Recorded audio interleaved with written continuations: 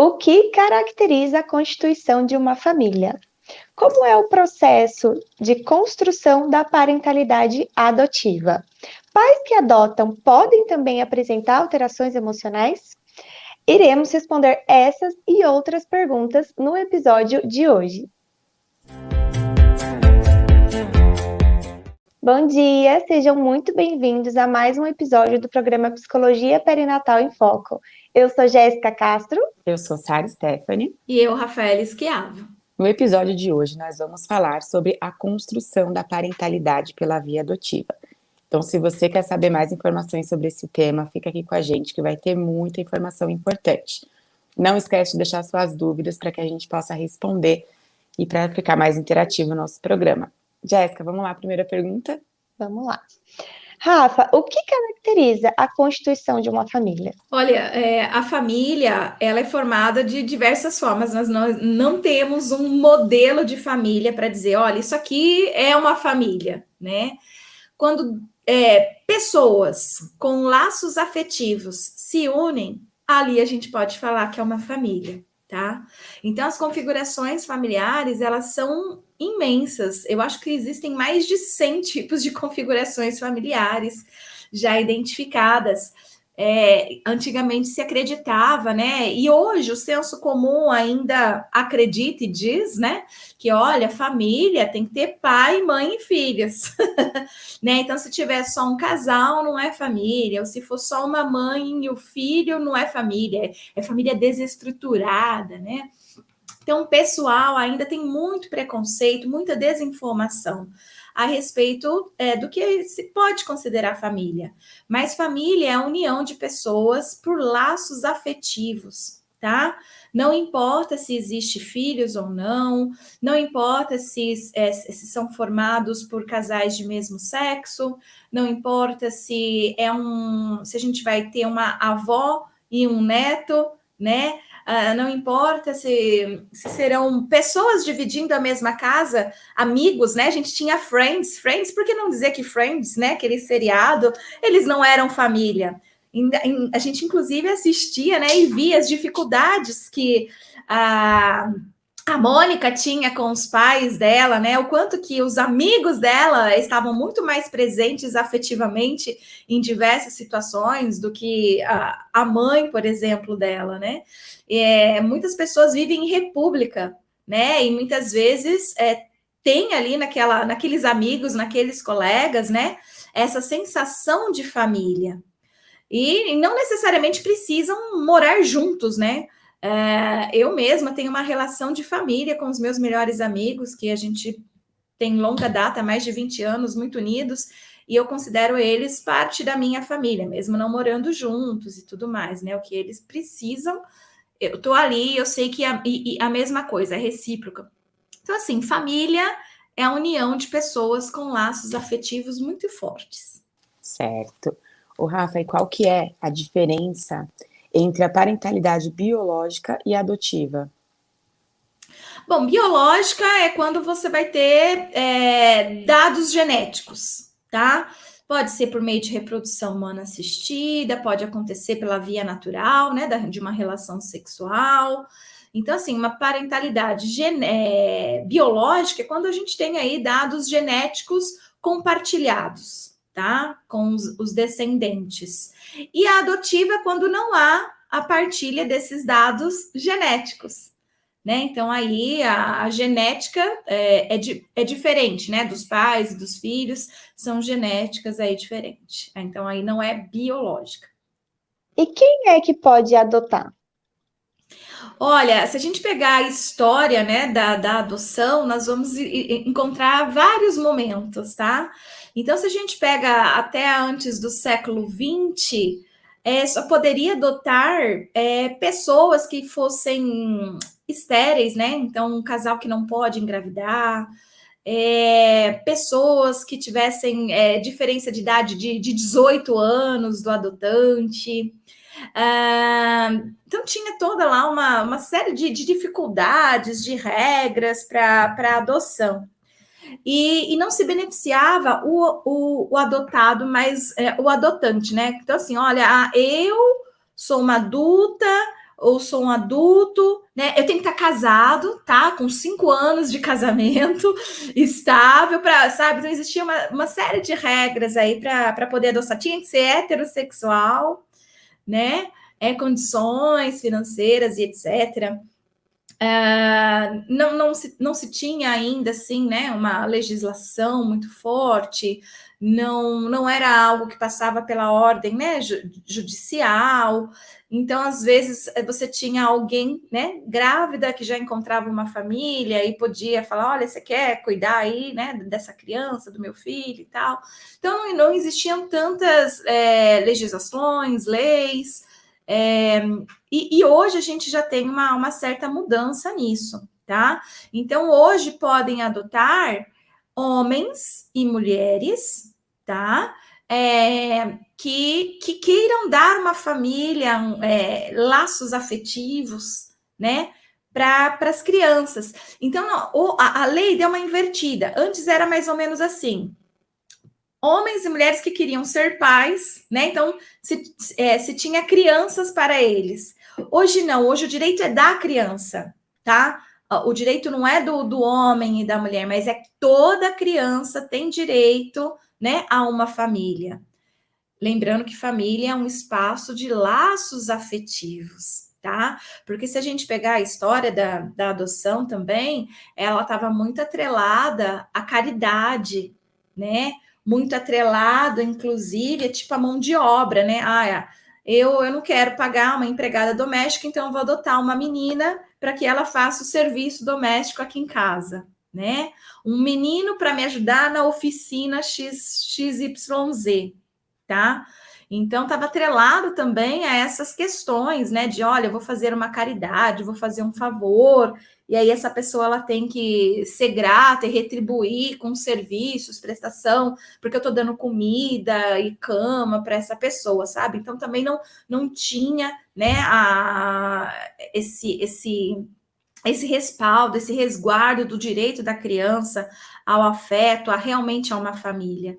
Coisas que já houve avanços, né, nas leis, e hoje se garante que a criança, para que ela tenha o direito, né, a ter essa vivência familiar, de afeto, tá? E não mais o direito a que o homem e a mulher possam ter filhos, algo assim, tá?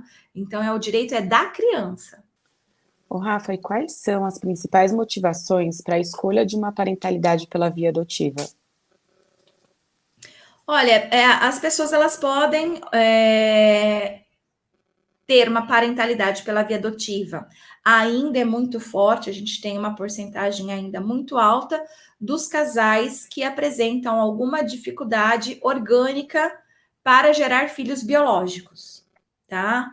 Então, quando há uma infertilidade aí envolvida, ainda é um dos principais fatores, né, que as pessoas adotam, tá? Mas vão existir também, né, outros impulsionamentos, né?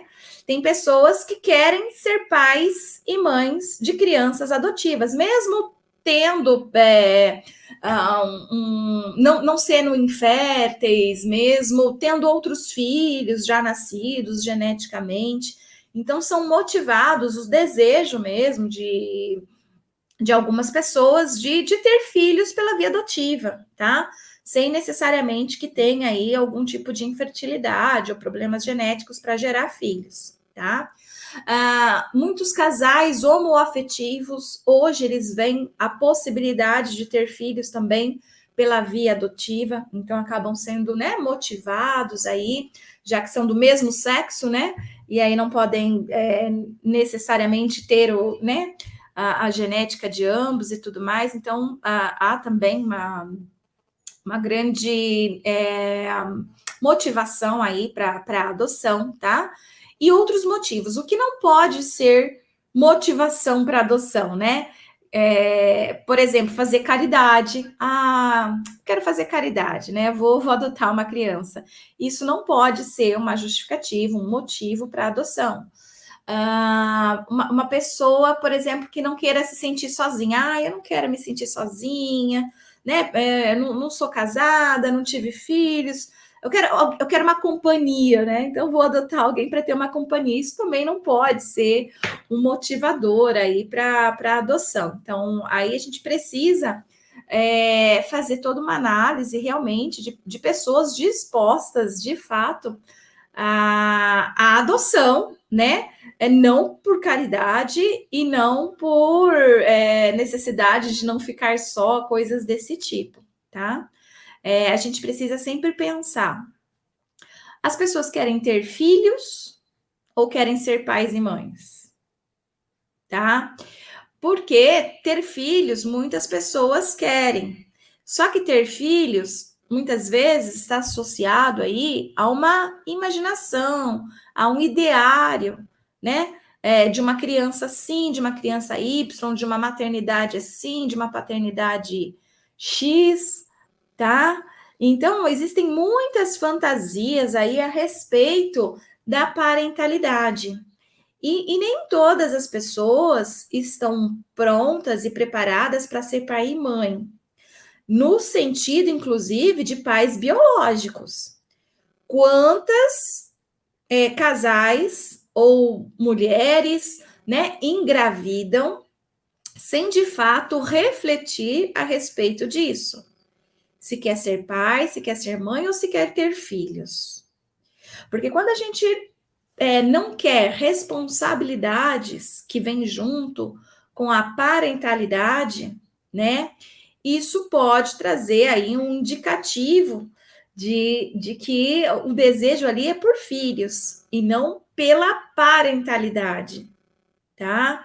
E qualquer psicólogo perinatal que vá fazer um trabalho de planejamento familiar, é necessário investigar essas questões, tá? Incluindo planejamento familiar não só, né, para parentalidade genética, mas também para a parentalidade adotiva, porque planejamento familiar não é um aconselhamento genético ou algo assim, né? A gente está falando aí de planejamento familiar, que pode ser tanto genético quanto adotivo. Mas é importante a gente proporcionar essas reflexões enquanto psicólogos, né? Quando a gente vai atender casos aí de homens e mulheres que estão querendo, né, passar aí de filhos para pais. Então, qual é o maior desejo? Qual é a maior motivação? E a maior motivação sempre deve ser o desejo por ser pai e por ser mãe.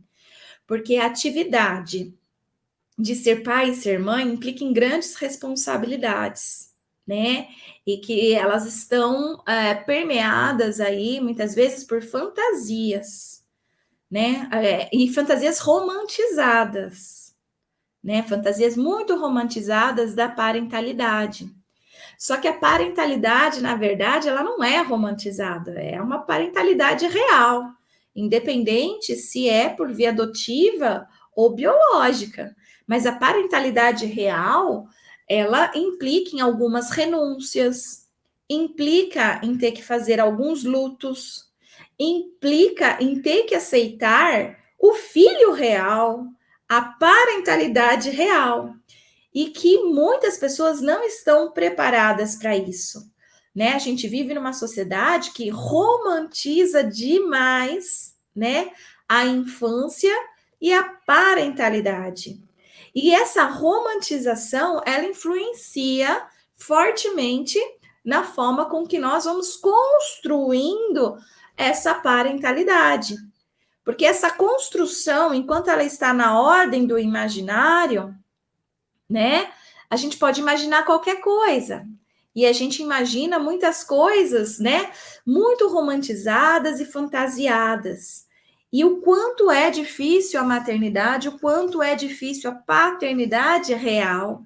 E que por isso precisamos, né, de psicólogos aí para trabalhar com essas questões, né? Do real e do imaginário.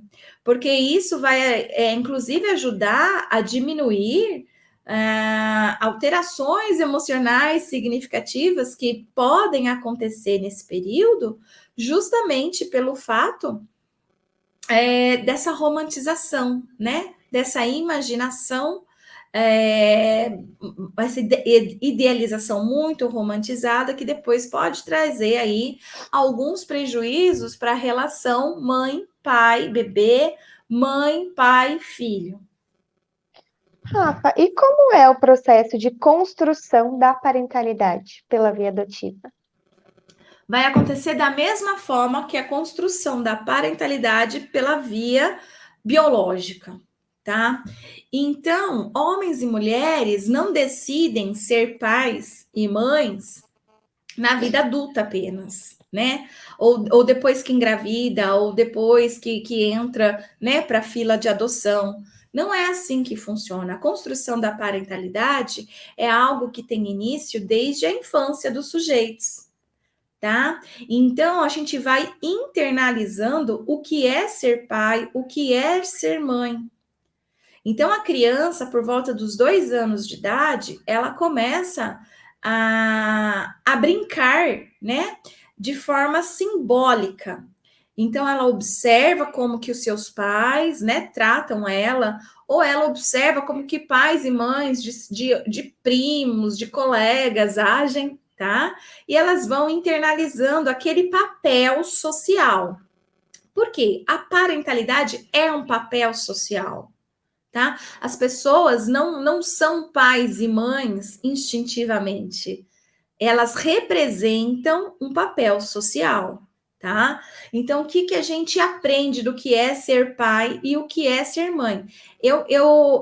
A gente vai representar vários papéis sociais ao longo do dia. Então, vou representar o papel de esposa, representar o papel de filha, o papel de amiga, o papel de professora, né? O papel de, sei lá, chefe, tá? Então, nós vamos representar vários papéis sociais que nós fomos aprendendo e internalizando ao longo da nossa vida, né? O que é representar aquele papel. E as crianças, por volta de 2 anos de idade, elas também vão aprendendo a representar os papéis sociais que estão ao seu entorno. Então, os primeiros papéis sociais que elas vão representar é o de pai e mãe, de professor, por exemplo, tá? Então, o que essa criança vivencia, né, de interação aí com os adultos relacionados à parentalidade, ela também vai adquirindo esse conhecimento, vai internalizando, ela vai brincando com aquilo, né, da forma com que ela vai internalizando, e ela vai construindo essa parentalidade, tá? Ao longo da sua infância. Na adolescência, a mesma coisa. O adolescente, ele já começa a pensar alguma coisa, né? Quando eu me tornar adulto, e eu mesmo me tornar pai e mãe, eu acho que eu vou querer, né, um bebê de tal sexo. Eu acho que eu vou querer ter um bebê da barriga. Eu acho que eu vou querer adotar. Eu acho que eu vou querer ser melhor do que meu pai foi para mim. Eu acho que eu não vou conseguir atingir, né, o mesmo nível de maternidade ou de paternidade, né, inalcançável que os meus pais foram para mim. Eles são tão bons que eu não posso ser melhor do que eles. Então, isso quem vai dar o tom é a vida do sujeito, é a subjetividade do sujeito, é a história dele. Então, essa construção da parentalidade não começa na hora que a criança nasce, tá? Ou na hora que a criança sai, né, da fila de adoção e vai para casa, pertencer a essa família. Não é nesse momento que é construída a parentalidade, é muito antes. Então, desde criança, a gente já vai se imaginando enquanto pai, enquanto mãe, e como vai ser essa relação com os nossos filhos, tá? E a gente vai atribuindo nessa relação características físicas, tá? Como que vai ser a característica física do meu filho? Que cor de olho ele vai ter? Que corpo ele vai ter? Cor de cabelo? A gente começa a imaginar a personalidade. Qual é a personalidade dessa criança, né? É uma criança extrovertida, introvertida? É uma criança, né, X, Y? Então a gente começa a construir essas características não só físicas, mas comportamentais, psicológicas, também para essa criança. Então, tudo isso vai fazer parte do que a gente está chamando aqui de construção da parentalidade. Certo. Ô, Rafa, e como é então que a gente a gente pode pensar desses pais que adotam, se eles podem apresentar essas alterações emocionais. Então, esses pais que adotam, eles podem apresentar alterações emocionais? Pais que adotam também podem apresentar alterações emocionais, assim como pais que não adotam, né? Os que vão ter os seus filhos via genética, né? Uma gravidez e tudo mais. Então, às vezes a gente acredita que, olha, só gestantes vão apresentar alterações emocionais significativas, mas isso não é verdade, tá?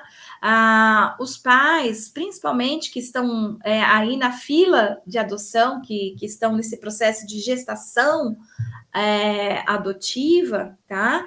Eles também vão passar por ansiedade, né? Nossa, quando será que vai chegar a criança, né? Quando será que eu vou poder, de fato, ter o meu filho dentro de casa? Então, tudo isso gera ansiedade, tudo isso gera estresse, tá? Todo esse processo, toda a demora também, toda a incerteza, dúvida, culpa.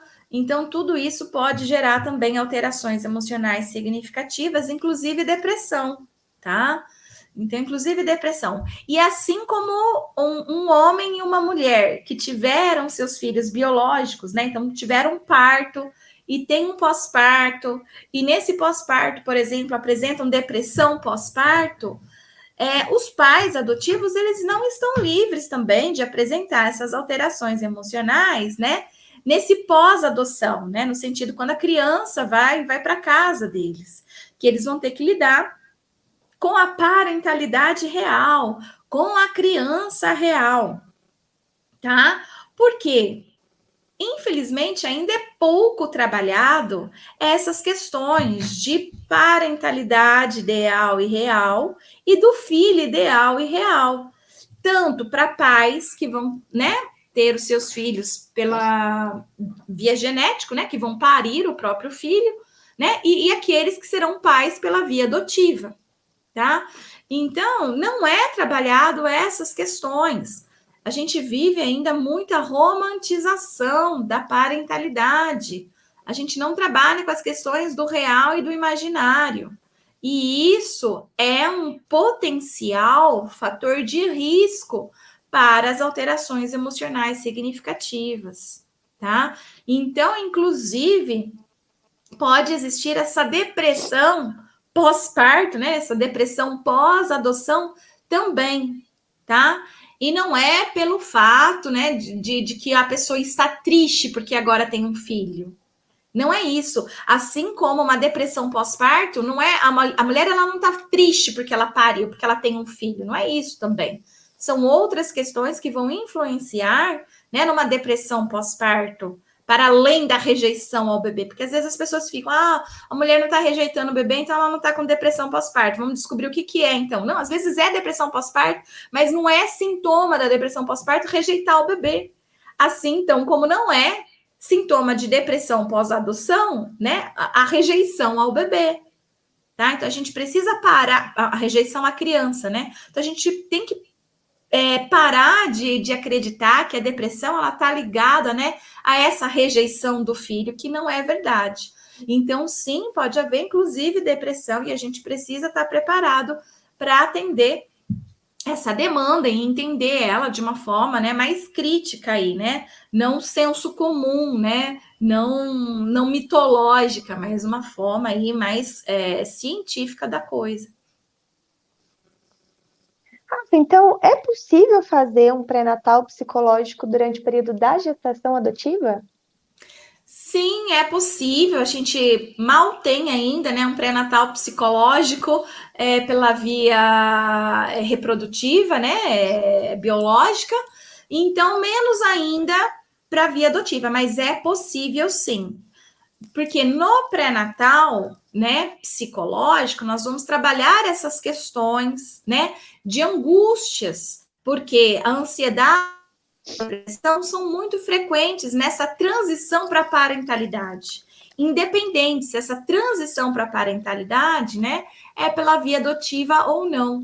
Então, nós vamos ter que trabalhar, sim, na prevenção de alterações emocionais significativas, tanto, né, de casais que estão grávidos, quanto os casais grávidos de adoção, né, na espera e na expectativa de quando, né, essa criança chegará, de quando o telefone vai tocar e falar, olha, sua vez chegou, né, seu filho aqui tá te esperando, né. Então, é um processo e que traz ansiedade, estresse e depressão. E por isso, sim, a gente pode trabalhar com esse pré-natal psicológico também para esses casais que estão na fila de espera da adoção. Inclusive, a gente consegue trabalhar as questões, né, de parentalidade ideal e real, preparando ainda melhor esses pais para receber, né, essa criança sem tantas fantasias, sem tanta romantização, né? Então, e entender, né? Mostrando aí que cada pai e mãe são únicos e cada filho é único, né? Que aquele da fantasia é aquele da fantasia. Logo, logo eles vão ter que lidar com a realidade, de fato, deles próprios se surpreenderem com seus comportamentos de pai e mãe. Porque a gente fantasia muito, né? Olha, quando eu for pai, quando eu for mãe, eu vou agir assim, assim, assado. E na hora que você vê, você se pega agindo totalmente diferente do que você falou que ia agir. Quem é pai e mãe aí se recorda de antes de ter os seus bebês, né? Como você se imaginava pai e mãe? Como que você achava que seus filhos iam ser? Como que você ia agir? E de repente você se pega agindo de forma diferente, até mesmo oposta àquela que você acreditava que ia agir, né?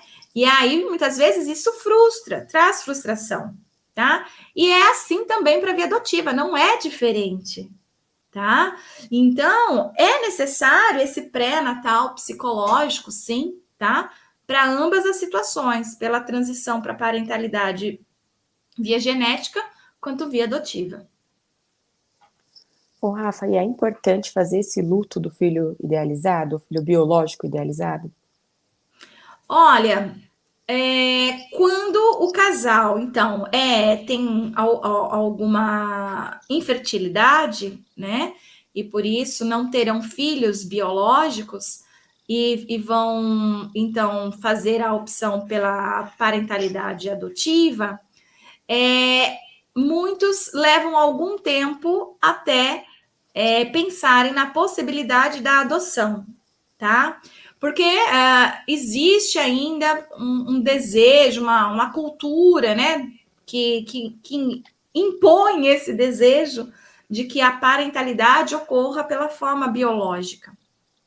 E é claro que muitos casais vão tentar primeiro, vão fazer reprodução humana assistida, vão esgotar várias possibilidades para ter o seu filho de forma genética, tá? Então, isso vai acontecer.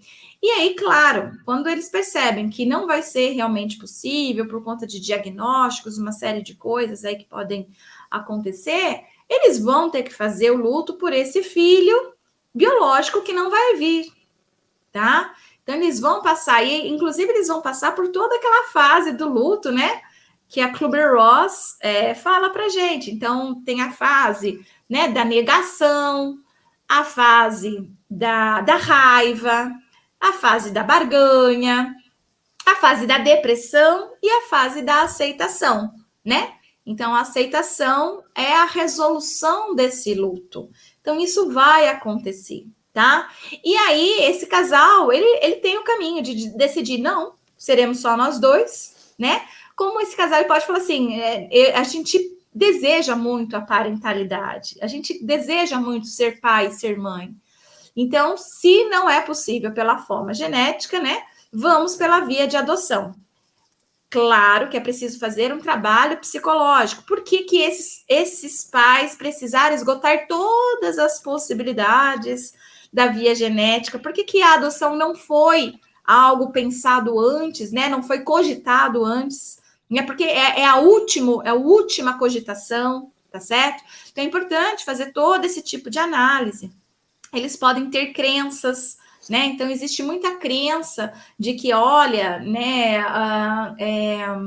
crianças adotivas, elas vão trazer a personalidade dos pais, e eu não sei quem são esses pais, e se esses pais eram bandidos, então essa criança vai ser bandida, né? Então, percebe? Então, existe toda uma crença, mitos aí, que vão influenciar na cabeça desses pais e que precisam ser desmistificados, né?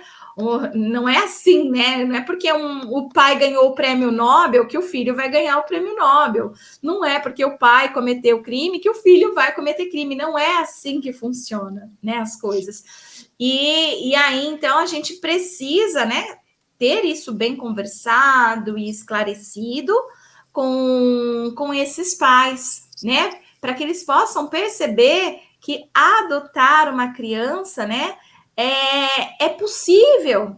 E ter o filho da barriga não garantia nada. Não garantia que o filho ia ter a cor dos olhos que ele queria, não garantia que o filho ia ter a inteligência que ele queria, não garantia que o filho ia ter a personalidade que ele queria. Não é assim que funciona. Nem na via biológica e nem na via adotiva. Tanto os pais de via biológica quanto via adotiva, eles têm que ter em mente que os filhos não são deles. Os filhos, né, eles são sujeitos com a sua própria personalidade, identidade, desejos, necessidades. Que o pai e a mãe, eles têm um papel muito claro aí, que é dar carinho, que é dar condições para que essa pessoa possa ser autônoma, né? Então, a gente cria filhos para eles serem autônomos, independente se eles são genético ou da via adotiva. Mas nós criamos filhos para que eles possam escolher os seus próprios caminhos, ter os seus próprios desejos, tá? Então, quando isso é esclarecido também e entendido, facilita esse processo. Certo. Então, Rafa, a gente já vai encerrando por aqui hoje, né? Eu queria agradecer vocês que estiveram com a gente aí até agora e quero convidar vocês para fazer parte do nosso canal de podcast lá no Spotify. É só entrar lá e procurar por Instituto Mater Online, que tem bastante informações importantes por lá. E na semana que vem, no nosso próximo episódio, nós vamos falar sobre clínica para bebês. Um assunto super, super interessante, que eu particularmente gosto bastante. Então, venham na semana que vem, terça-feira, às 10 horas da manhã, participar aqui desse programa ao vivo com a gente. Já anota aí na agenda, já convida aí os seus colegas de profissão, para a gente se aprofundar um pouquinho mais nessa temática na semana que vem, tá certo? Obrigada, gente, mais uma vez. Um ótimo dia, uma ótima semana para vocês. Tchau, tchau.